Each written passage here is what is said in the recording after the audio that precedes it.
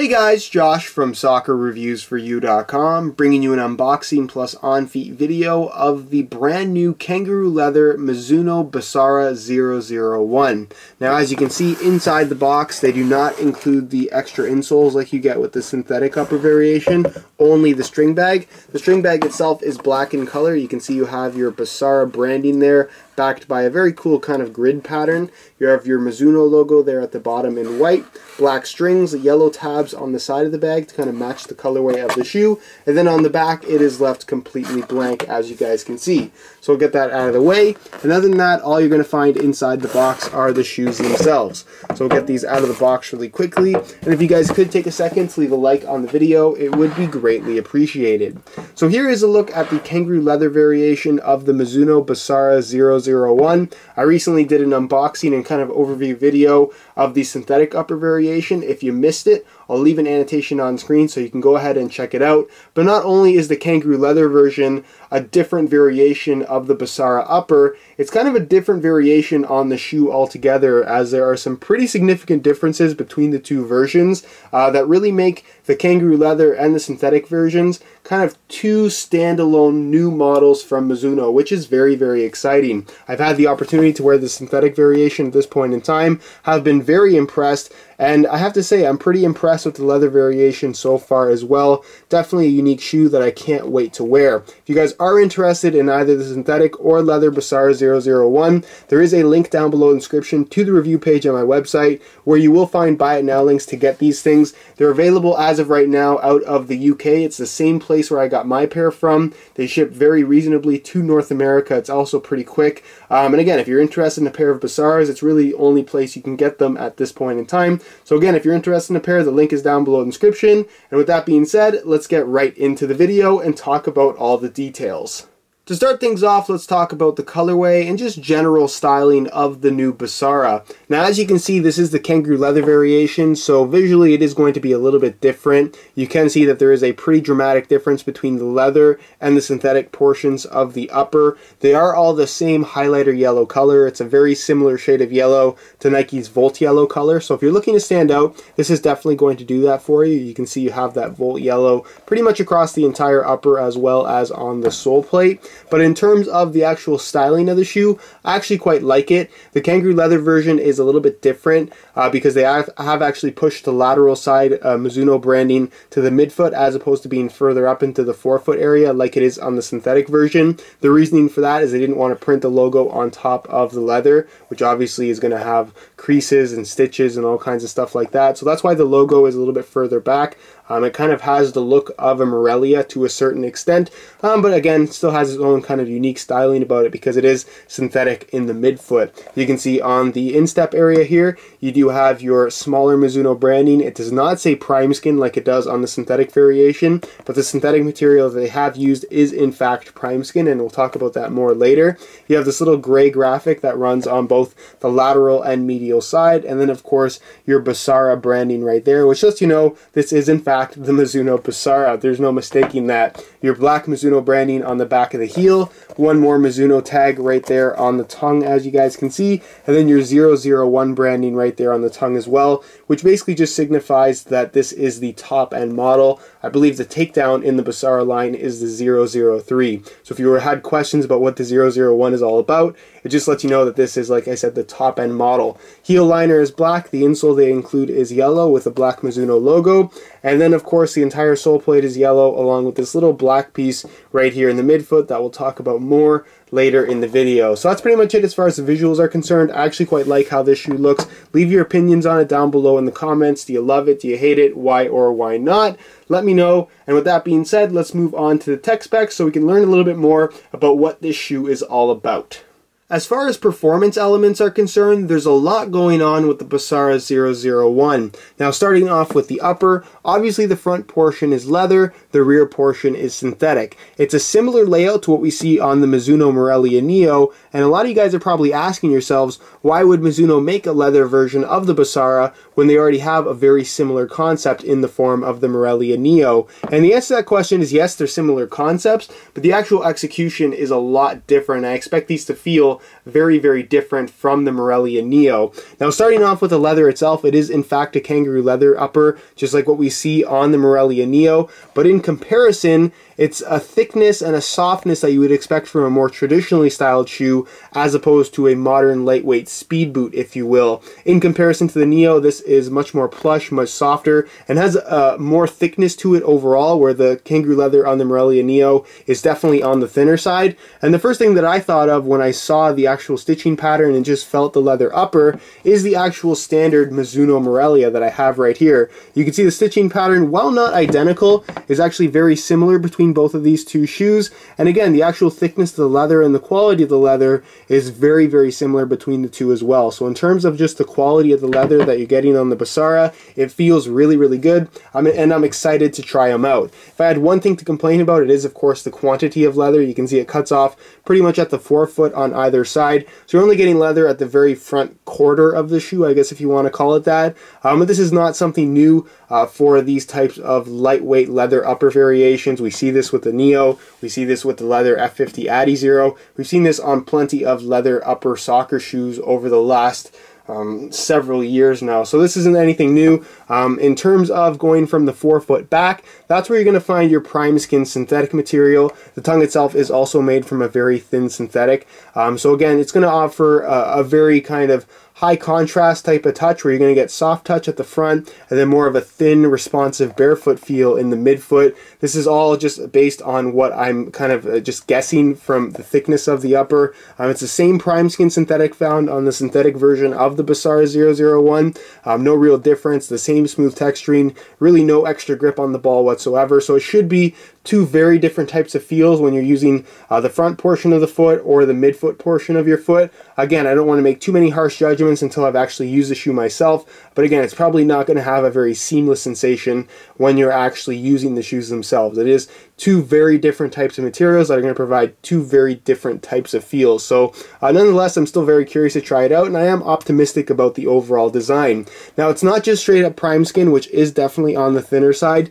Just like what you find on the synthetic variation, it doesn't have the cutout here, but it still is backed by the R-Fiber control material. Now, I've kind of taken the laces off here so you guys can see exactly what I'm talking about. You can see this little kind of woven material. It's covered up by this black liner, but it does span the entire synthetic portion of the upper.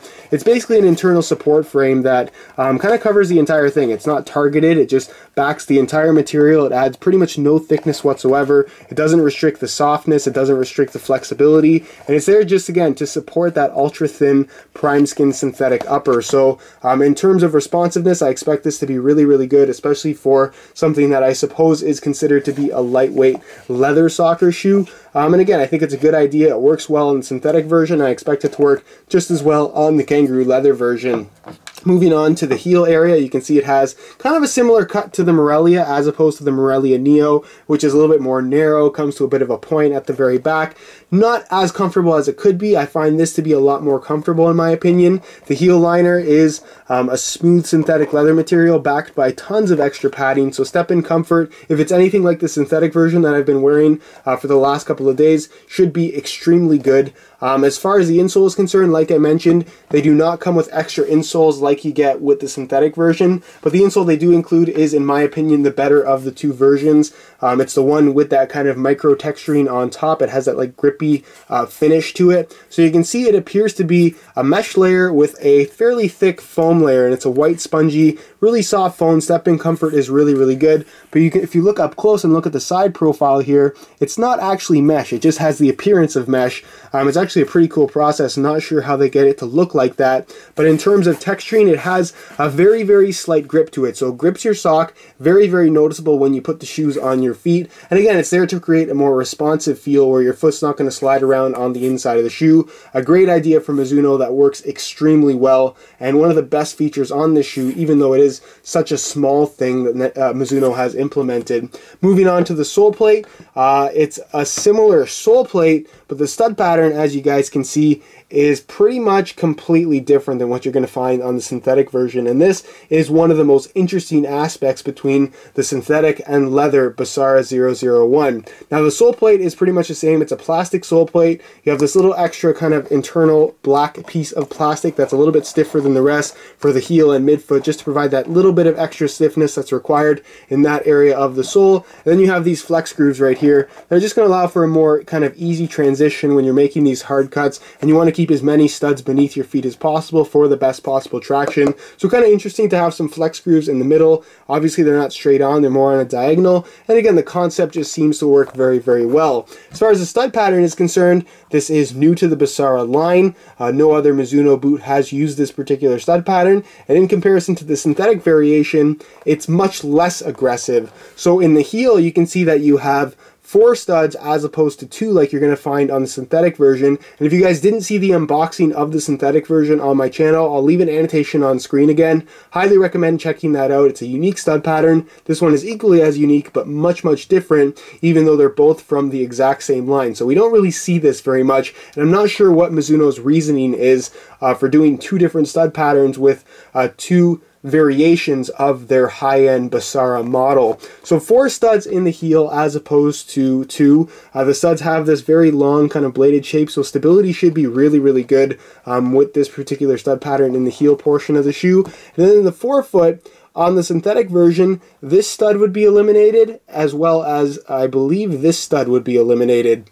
And actual studs themselves are smaller on the synthetic variation as well. So they're going to penetrate the ground a little bit more easily. It's slightly more aggressive because of that narrower profile. But again, you have a lot more studs in this particular pattern. Very large studs that have a pretty good surface area about them. So stability should be really, really good. And again, while there are more studs, I still think that the traction that you're going to get from this pattern is going to be very, very good. I think it might be interesting, let me know down below in the comments, to do a traction test kind of comparing the synthetic and leather versions of the Mizuno Basara to see if the stud patterns actually make a difference in terms of overall performance. Like I said, I have been using the synthetic version of the Basara, and the traction that you get from that stud pattern has been really, really good. I have no complaints whatsoever, and I'm just very curious to try this one out as well. It looks equally as good. Definitely a little bit more kind of traditional in terms of how it's laid out and the number of studs you have, given that this is a firm ground stud pattern. But again, optimistic of the whole design. It's definitely a very interesting shoe, very comfortable, very lightweight, and again, I like the quality of it overall. So that's pretty much it as far as tech specs go, and move on next to a quick weigh-in so you can see how lightweight these guys are. In terms of weight, it shouldn't be too surprising that the leather version of the Basara weighs a little bit more than the synthetic upper variation, but you also have to take into consideration that it's not just the leather that's going to add some weight here, it's also the more substantial stud pattern that Mizuno has implemented on this particular variation. Now, for the sake of comparison, I thought it'd be fun to compare it to what is more or less its main competitor in the form of the leather F50 Adizero. Keep in mind, these are both in brand new condition and both a size 9 US, so this is a very fair comparison.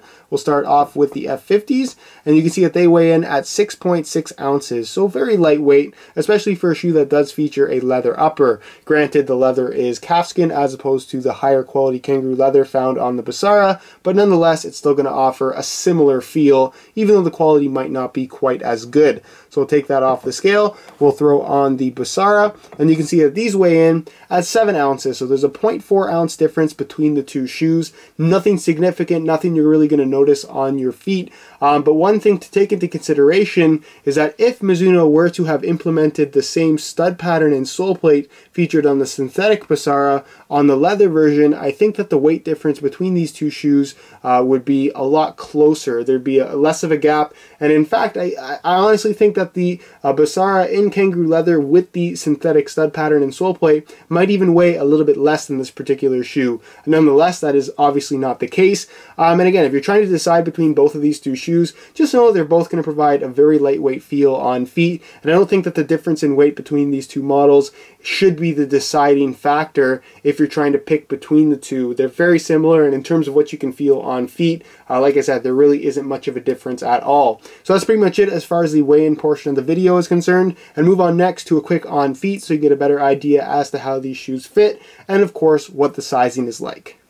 Alright, here's a look at the Basara 001s on feet. And in terms of comfort from right out of the box, I'm really happy with how these feel. The problem that I have with a lot of shoes that make a harsh transition between soft leather and thin synthetic is that you get a different feel, not only in terms of touch, but also in terms of just general comfort, where it's kind of soft and flexible in the front, whereas the midfoot, when you tie it tight, it kind of secures your foot in place nicely, but it makes for like a squeezing type of sensation where it can be a little bit uncomfortable and it feels unnatural. I don't get that sensation with this particular shoe. It's a problem that I have ever so slightly with something like the Mizuno Morelia Neo, but again, it doesn't seem to be an issue with this particular shoe so far. Feels nice and comfortable from right out of the box. It's flexible pretty much all the way throughout, and the quality of the leather is just really good. Obviously, there still is going to be a break-in period, like you would expect with any natural leather soccer shoe, just to allow the upper to kind of soften up and stretch to the exact shape of your foot. And you are only going to get that stretch in the forefoot and toe box area of the shoe. I don't expect the prime skin to stretch in any way at all, so please keep that in mind. In terms of the fit, it's a similar type of shape to what you're going to find from the synthetic version of the Basara 001. So again, if you have wide feet, it's probably best to stay away. Yes, the front portion of the shoe is leather, but the midfoot portion is not. It's not really going to give in the width. It's not going to stretch much at all. And again, the way it fits from right out of the box is more or less the way it's going to fit for its entire lifespan. Obviously, just the leather portion of the front will change around ever so slightly. So again, if you have really wide feet, it's best to stay away. But if you have average width feet, even ever so slightly wider feet, these should fit you pretty comfortably. It's a very comfortable shoe overall. In terms of sizing, I'm wearing my usual size 9 US here, and the fit and the length is absolutely perfect. So if you are looking to order a pair of these for yourself, I would strongly recommend going true to size for the best possible fit.